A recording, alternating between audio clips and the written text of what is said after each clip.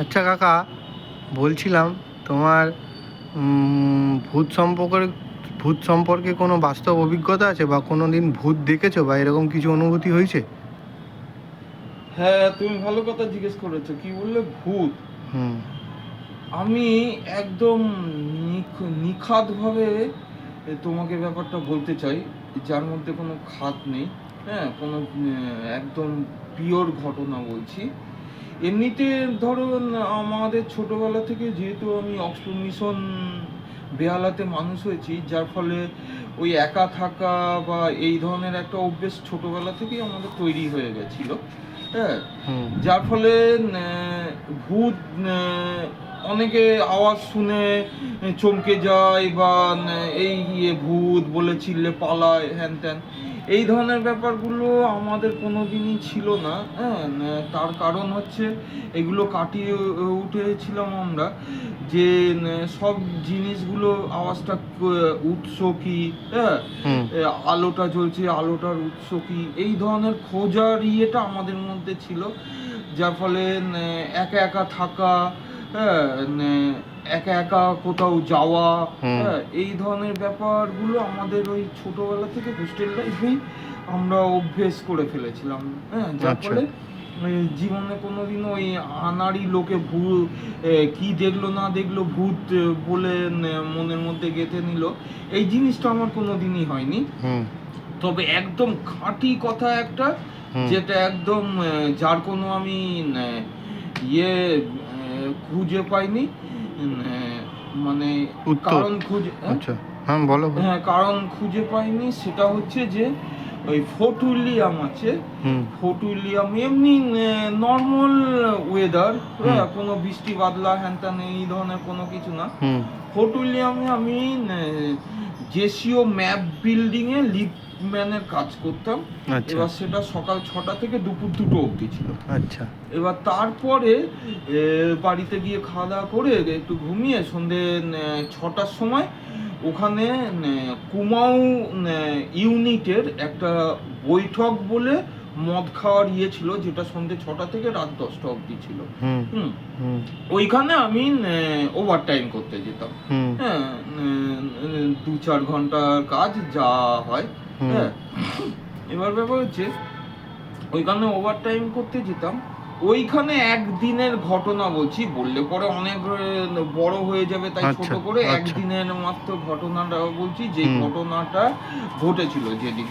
সেদিন হচ্ছে একদম পরিষ্কার ওয়েদার, কোনো ব্যাপার না। হুম। এবার ওখানে ওই মিলিটারিরা মদ খেত যে গেলাসে, সেই গেলাসটা আমাকে বলা হয়েছিল একটা যদি ভাঙে তাহলে 200 টাকা কেটে নেওয়া হবে হুম। আমার স্যালারি থেকে। হুম। আর আমার ওইখানে ওই মানে ওই ঘন্টা কাজ করি তার জন্য আমাকে মাসে 2000 টাকা দেওয়া হতো। হুম।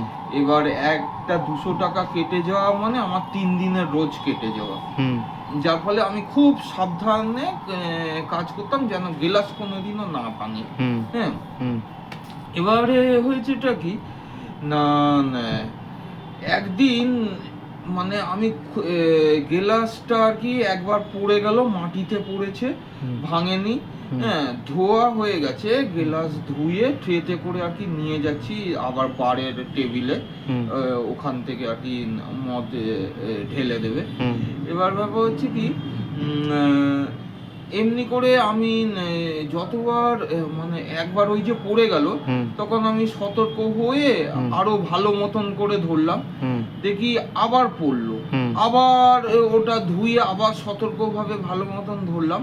হুম। এবার ওই ট্রে থেকে 5বার পড়লো। হুম। আর আমি মনে মনে খালি ইয়ে করছি যে মানে আমি একদম যেন আমার মন আমাকে জানান দিচ্ছে যেটা ভুতুড়ে ব্যাপার ঘটছে, একদম পাক্কা ভূতুড়ে ব্যাপার ঘটছে। আচ্ছা। হ্যাঁ, তার কারণ একবার পড়ে গেলে আমি তো সতর্ক হচ্ছি, হুম। হুম। সতর্ক হয়ে আরো মানে খুব ভাবে আমি জিনিসটাকে হ্যান্ডেল করছি যেন হুম। না পড়ে যায়, না কিছু হুম। ইয়ে হয়, হুম। এমনি ধরনের। হুম। হ্যাঁ, এবার তারপরেও 5-5বার পড়ে গেল। হুম। এবং আমি চিল্লে চিল্লে চিল্লে বলতে কি মানে মনে মনে একটু চিল্লে লোকে অনেক সময় কথা বলে না, হুম। হুম। যখন ফেড আপ হয়ে যায়। হুম। হ্যাঁ, এবার তখন হচ্ছে কি আমি এমনি করে বলছি যে ওরে ভূত, তুই আমাকে কেন এমনি জ্বালাচ্ছিস? তুই তো জানিস আমার এমনি পয়সা কাটা যাবে, 3 দিনের পয়সা কেটে নেয় একটা গ্লাস ভেঙে গেলে। আমাকে কেন এমনি জোর করে আমাকে হ্যারাসমেন্ট করছিস? হ্যাঁ, এমনি করে ইয়ে করে তারপরে 5 বার পড়লো কিন্তু গ্লাস ভাঙেনি। আচ্ছা।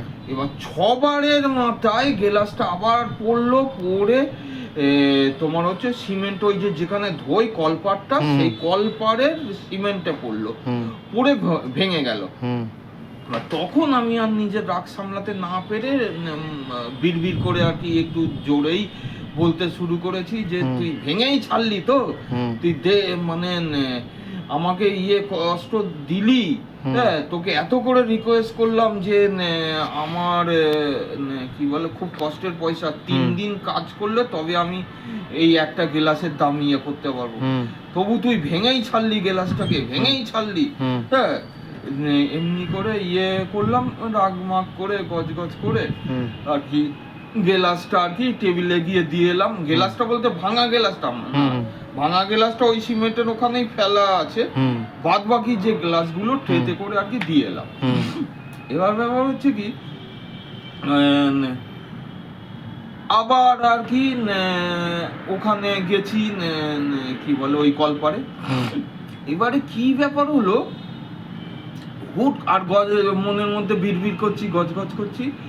এবার কি ব্যাপার হলো, হুট করে আর কি ওই কলপাটটা ছিল একটা রান্নাঘরের সাথে, মানে ওই মদের সাথে পাকোড়া এইসব খাই তো লোকে, ওই পাকোড়া পরোটা হ্যান ত্যান এইসবগুলো ওখানে তৈরি করে ওটা আর কি টেবিলে দিয়ে আসা হতো, লোক ছিল দিয়ে আসতো।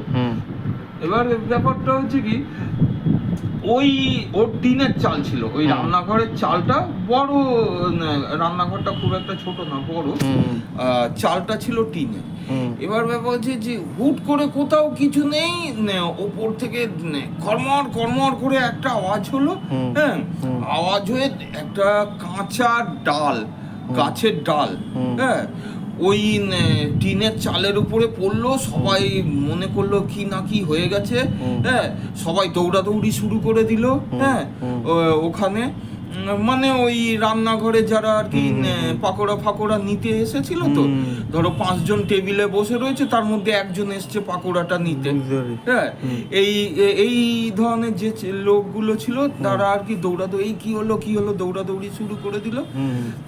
এবার আমি এসে দেখি যে একটা ওই কাঁচা ডাল ঠিক আমার ওই যে গেলাসটা ভেঙেছে সেই গেলাসের উপরে ভেঙে লম্বা হয়ে পড়ে রয়েছে, মানে টিনের চালে হচ্ছে এক আগা, আর আরেক আগা বা গোড়া সেটা হচ্ছে পুরো হচ্ছে ওই গেলাসের ওপরে। হ্যাঁ, এবার আমি চমকে না গিয়ে, লোকে আর কি হয়েছে এমনি চমকাচ্ছে। হ্যাঁ, বলো। আর আমি চমকে না গিয়ে ফ্যাট করে আমার মাথায় যেন কিভাবে একটা বুদ্ধি খেলে গেল। আমি আর কি ওটাকেই আর কি ইস্যু বানিয়ে নিলাম। এবার ওইটাকে বলে সিও সাহেব, কমান্ডিং অফিসার। হ্যাঁ, তা ভেতরে গিয়ে ওই সিও সাহেব যে কমান্ডিং অফিসার ছিল তার হাত ধরে টেনে নিয়ে এলাম ওই কলপারে এনে বললাম যে এই দেখুন গাছের ডাল পড়ে এই গেলাসটা ভেঙে গেছে। এবার তখন সিও সাহেব ওটা দেখে বললো যে তোমার কোনো পয়সা কাটা হবে না। হ্যাঁ, ঠিক আছে, যে ওটা অমনি হয়েছে অমনি থাকতে দাও। হ্যাঁ, এবার ব্যাপার হচ্ছে কি, এইটা আমি পুরো দেখলাম, ওই ভূতই আমাকে অমনি করলো এবং ভূতই আমাকে বাঁচালো। হ্যাঁ, মানে এইটা একদম আমার, এটার কোনো আমি খুঁজে পাইনি, মানে কারণ পাওনি। হ্যাঁ, এটার যে কোনো কিছু দিয়ে আমি সাজাবো ব্যাখ্যা খুঁজে পাইনি যাকে বলে, সেটা ওই করে দিল। হ্যাঁ, এটা মানে আমার লাইফে আমি অনেক কিছু দেখেছি। কবরখানায় সিকিউরিটি গার্ডের কাজ করতাম যখন, কবরস্থানে আমি রাত্রির বেলা গিয়ে ঘুরে বেরিয়েছি একা একা। হ্যাঁ, টর্চ নিয়ে। হ্যাঁ, এমনি ধরনের। তারপরে পইলেনে ওয়াল স্কুল বলে একটা স্কুল আছে, সেই স্কুলে একা একা আমি আর কি করতাম, মানে ঘুরে বেরিয়েছি গার্ড দেওয়ার জন্য। হ্যাঁ, মানে এই অভিজ্ঞতাটা তবে সব ওই গার্ড দেওয়ার সময় অনেক আওয়াজ, অনেক হ্যান ত্যান সব কিছুই পেয়েছি। তবে ওই লোকে যেমনি ওই ভূত ওই কি হলো এমনি করে পালায় বা করে, এই জিনিসটা আমার কোনোদিনই ছিল না। আমি সবসময় উৎসটা খুঁজে বেরিয়েছি যে এটা কি কারণে হচ্ছে, এবং প্রত্যেকটা লজিক খুঁজে পেয়েছি। খালি এই ঘটনাটার কোনো লজিক ছিল না, এবং কেউ কোনো জবরদস্তি করে আমার উপরে লজিক চাপানোর চেষ্টা করলেও আমি মানব না। হ্যাঁ, তা অনেকে হয়তো বলতে পারে আমি মদ খেয়েছি হ্যান ত্যান, আমি মদ ফদ কিছু খাই না, সেটা ওই বৈঠকের মিলিটারিগুলোই জানতো। এবং মদ খায় না বলতে কি, ওখানে 2 পেগ করে মদ যারা কাজ করে তাদেরকে বিনা পয়সায় দেওয়া হতো। এবার ব্যাপার হচ্ছে আমি যেহেতু মদ খাই না, সেই জন্য মানে আমি যখন দেশে যেতাম রাউরকেল্লাতে, তখন একটা পুরো বোতল আমাকে দিয়ে দেওয়া হতো যে দেশের লোককে খাওয়ানোর জন্য। হ্যাঁ, যার ফলে যে যতই উল্টো পাল্টা যুক্তি খুঁজে লজিক দেখানোর চেষ্টা করুক না কেন, হ্যাঁ, আমি একদম একটুও জল না মিশিয়ে একদম নিখাদ ভাবে কথাটা বললাম যে এটা মানে পরিষ্কার একদম ভুতুড়ে ব্যাপার ছাড়া আর কোনো কিছু হতেই পারে না, এটা একদম ভুতুড়ে ব্যাপার। ভালো লাগলো শুনে তোমার গল্পটা, বুঝলাম কাণ্ডটা। ভালো লাগলো। যাই হোক, তুমি তোমার এক্সপিরিয়েন্স শেয়ার করলে। আচ্ছা।